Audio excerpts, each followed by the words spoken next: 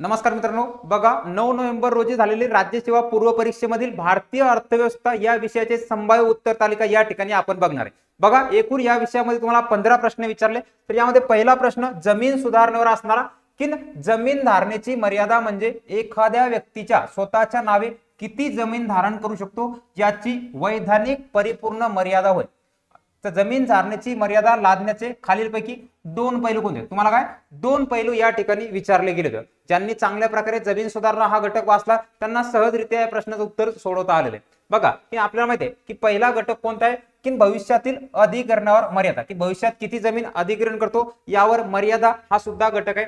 त्यानंतर दुसरा महत्वाचा की एकत्रीकरण जमीन मालकी मर्यादा काही संबंध नाही या ठिकाणी। त्यानंतर काय विद्यमान जमीन धारणेवर मर्यादा रूपांतर मर्यादा काही घटक नाही, त्यामुळे पर्याय क्रमांक 4 याचं काय योग्य उत्तर आहे। बघा पर्याय क्रमांक 4 याचं काय योग्य उत्तर आहे। बघा पुढचा प्रश्न 37 नंबर वा की तुम्हाला लिंगाधारित बघा जे काही विकास निर्देशांक आहेत यावर आधारित प्रश्न की खालील विधाने विचार घ्या की लिंगाधारित मानव विकास निर्देशांक हा आरोग्य, शिक्षण, सबलीकरण आणि श्रम बाजार यांचा संयुक्त निर्देशांक आहे। आपल्याला माहिती आहे श्रम बाजाराचा इथं कुठल्याही स्वरूपाचा संबंध नाही, श्रम बाजाराचा काय इथं काहीही संबंध येत नाही।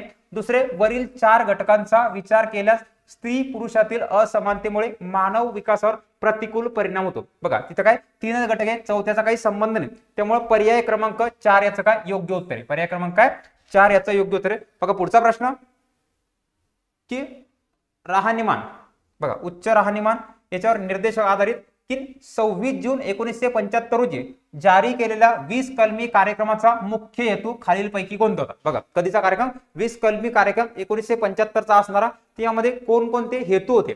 बघा पहिला हेतू काय की राहणीमानाच्या दर्जात सुधारणा करणे, गरिबी आटोक्यात या संदर्भात आपल्याला माहिती आहे, तर पहिला हे कोणता होता राहणीमानाच्या दर्जात सुधारणा करणे। त्यानंतर दुसरे दारिद्र्य रेषेखालील लोकांना सहाय्य करणे म्हणजे काय दारिद्र्य निर्मूलन करणे अशा स्वरूपाचा हा जो घटक आहे, तर या ठिकाणी काय फक्त दोन्ही बरोबर आहेत। बघा काय दोन्ही विधान या ठिकाणी बरोबर आहेत। बघा पुढचा अन्न सुरक्षा मागची जी काही एमपीएससी ची मुख्य परीक्षा झाली गट क ची का ब ची, त्यामध्ये प्रश्न विचारला होता की अन्न सुरक्षा विधेयक 2013 च्या संदर्भात खालील विधाने ओळखा। खाली विधान दिलंय पहिले हे विधेयक शहरी भागातील 50% आणि ग्रामीण भागातील 75% लोकसंख्येला अन्न सुरक्षेचा लाभ उपलब्ध करून देते। दुसरं विधान आहे लाभार्थ्यांना दरमहा प्रति किलो 3 रुपये तांदूळ, प्रति किलो 1 प्रमाणे भरड धान्य तसंच प्रति किलो काय 2 रुपयापर्यंत गहू उपलब्ध करून देते। अन्न विधेयकावर आधारित हा प्रश्न चांगल्या प्रकारे लक्षात ठेवायचा आहे, कारण की बऱ्याच वेळा यावर प्रश्न विचारले गेले। पीवायक्यू बघितले तर या ठिकाणी काय बऱ्याच वेळा पेपरमध्ये प्रश्न विचारले गेलेले आहेत, त्यामुळे पर्याय क्रमांक 1 दोन्ही विधान हे बरोबर आहे। चला पुढचा प्रश्न आहे सोपा प्रश्न, शाश्वत विकास ही संकल्पना बघा शाश्वत विकास ही जी संकल्पना जी आहे तर ही कधी जागतिक संवर्धन धोरणात प्रथम प्रचलित झाली? बघा बऱ्याच जणांना असं वाटू शकते 92 ची का, कारण की सगळे घटक महत्वाचे वाटतात, परंतु ही जी संकल्पना आहे जागतिक संवर्धन धोरण जे होतं तर त्या ठिकाणी पहिलं धोरण जे आहे तर हे होतं 1980चं। बघा कधीचं आहे 1980चे धोरण आहे।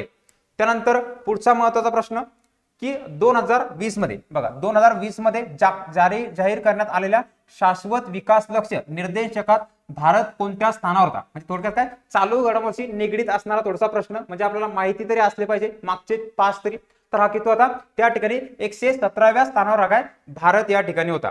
बघा पुढचा प्रश्न आहे की फक्त उत्पादनात होणारी वाढ म्हणजे आर्थिक वृद्धी होय हे विधान कोणी केलेले? बघा ज्या ठिकाणी काही सिद्धांत येतं हे सिद्धांत ज्यांनी नेट सेटचा किंवा इतर स्पर्धा परीक्षेमध्ये अर्थशास्त्र विषयाचा वेगळा अभ्यास केला त्यांनाच या प्रश्नाचं उत्तर सहजरित्या सुटलेलं असेल। बघा की बऱ्याच जण असं वाटत होते की जोसेफ शुम्पीटर, कारण की जोसेफ शुम्पीटर यांचा काय नवप्रवर्तनवादाचा सिद्धांत तर ते सुद्धा वाटू शकतं, परंतु हे याचं योग्य उत्तर नाही। तर योग्य उत्तर कोणते आहे किंडलबर्जर हे याचं काय योग्य उत्तर आहे। नेट सेटच्या पुस्तकात एकदा व्यवस्थित चालून पहा, सहजरित्या तुम्हाला याच्या संदर्भात माहिती प्राप्त होऊन जाईल। बघा पुढचे भारतीय अर्थव्यवस्थेबाबत बघा भारतीय अर्थव्यवस्थेबाबत खालील विधाने विचारात घेऊन योग्य पर्याय निवडा।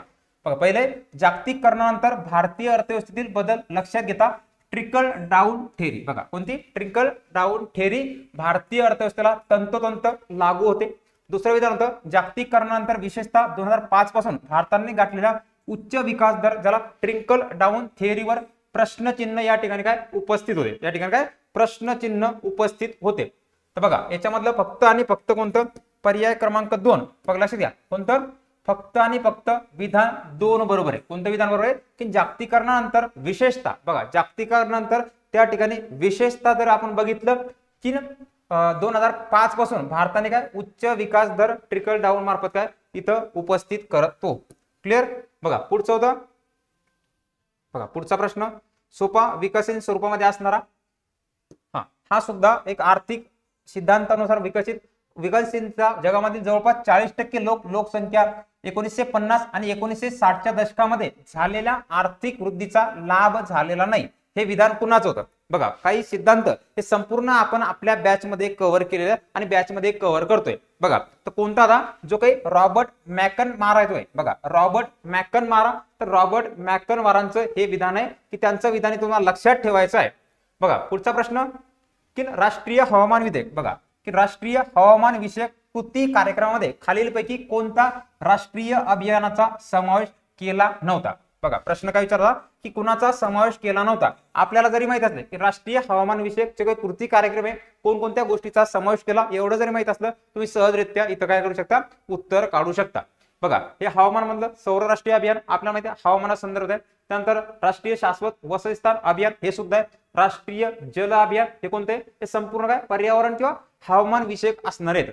त्यामुळे पर्याय क्रमांक कोणता याच्यामध्ये समाविष्ट नव्हता, तर समाविष्ट नसणारा घटक कोणता आहे, राष्ट्रीय आरोग्य अभियान. बघा राष्ट्रीय आरोग्य अभियानाचा काय या ठिकाणी समावेश नव्हता. हा घटक इथं लक्षात ठेवायचा आहे. त्यानंतर पुढचा प्रश्न बघा, दारिद्र्यावर आधारित असणारा प्रश्न की भारतात स्वातंत्र्याच्या 7 दशकानंतरही अस्तित्वात असलेल्या दारिद्र्याची खालीलपैकी कोणती कारणे आहेत. बघा की दारिद्र्याची कोणती कारणे आहेत.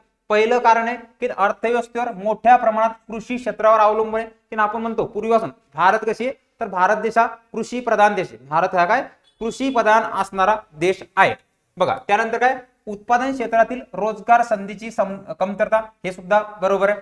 बघा विकसित देशाच्या तुलनेत शेती विकास आधी नाही, विकसित झाल्यानंतर त्या ठिकाणी काय उद्योग धंदे करतात लोक, तेथे कृषीचा विकास केला जात नाही. त्यामुळे पर्याय क्रमांक 2 याचं काय योग्य उत्तर आहे. क्लिअर. बघा पुढचा प्रश्न, ICDS वर आधारित प्रश्न. खूप वेळा आपण सविस्तररित्या याच्याबद्दल माहिती बघितलेली आहे. बघा की एकात्मिक बालविकास सेवा योजना अंतर्गत राबविण्यात येणारे कार्यक्रम कोणते. बघा की कोणता कार्यक्रम आहे आपल्याला माहिती आहे 6 सेवा दिल्या जातात. यामध्ये पूरक पोषण आहार कार्यक्रम राबवला जातो. त्यानंतर काय आरोग्य तपासणी या ठिकाणी केली जाते. बघा कामगार प्रशिक्षण काही संबंध नाही. स्त्री पुरुष असमानता काही संबंध नाही. पर्याय क्रमांक 3 याचं काय योग्य उत्तर आहे. बघा पुढचा प्रश्न,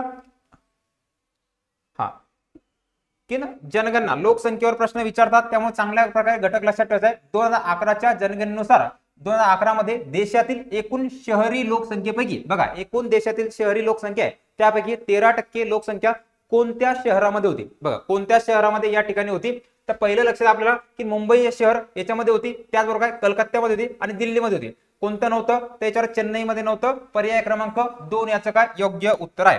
बघा पुढचा प्रश्न, लोकसंख्येवर आहे की 2011च्या जनगणनेनुसार भारताची लोकसंख्या एकूण जागतिक लोकसंख्येच्या किती टक्के, तर किती टक्के होती, तर 17.5%. बघा 17.5% एवढी काय लोकसंख्या या ठिकाणी होती कोणाच्या, एकूण जागतिक लोकसंख्येच्या. त्यानंतर पुढचा प्रश्न,